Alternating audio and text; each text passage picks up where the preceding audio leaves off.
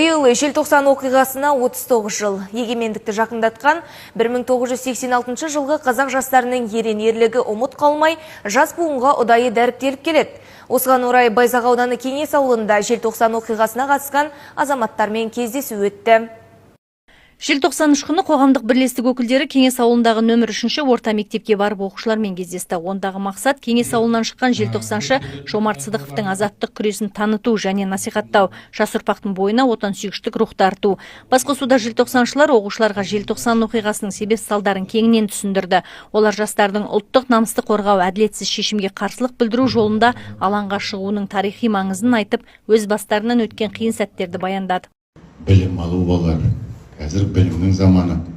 Сондықтан балалар осы мемлекеттің тәуелсіздігін ары қарай біз сақтай аламыз, қадірлей аламыз десеңдер, тек қана білімге мән беріңдер балалар.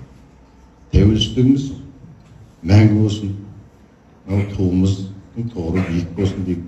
Мінекей Өмен аға бүгінгі жиын сіздің ұрпағыңыздың, мінекей Жомарт деген бауырымыздың атымен аталып тұрғаннан кейін тақырып жатқан жері жайлы болсын дейік.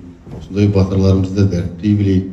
Жомарт Сыдықов 1965 жылы 19 мамырда Кеңес ауылында дүниеге келген. 1975 жылы Кеңес орта мектебін бітіріп, Алматы қаласындағы ауыл шаруашылығы институтына оқуға түсіп, инженер мамандығы бойынша білім алды. Жастайынан алғыр, әділдікті ту еткен Жомарт Өмірзақұлы желтоқсан көтерілісіне қатысып, сол үшін ауыр зардап шекті. 1992 жылы отбасын құрады. 2 жылдан соң өмірден өтеді. Біздің Кеңес ауылынан шыққан желтоқсанға қатысқан Сыдықов Жомарт Өмірзақұлын біз кеңінен насихаттап отырмыз. Себебі бұл кісі желтоқсанға қатысқан, 1994 жылы өмірден өткен, мінекей ауылымыздың ер азаматы.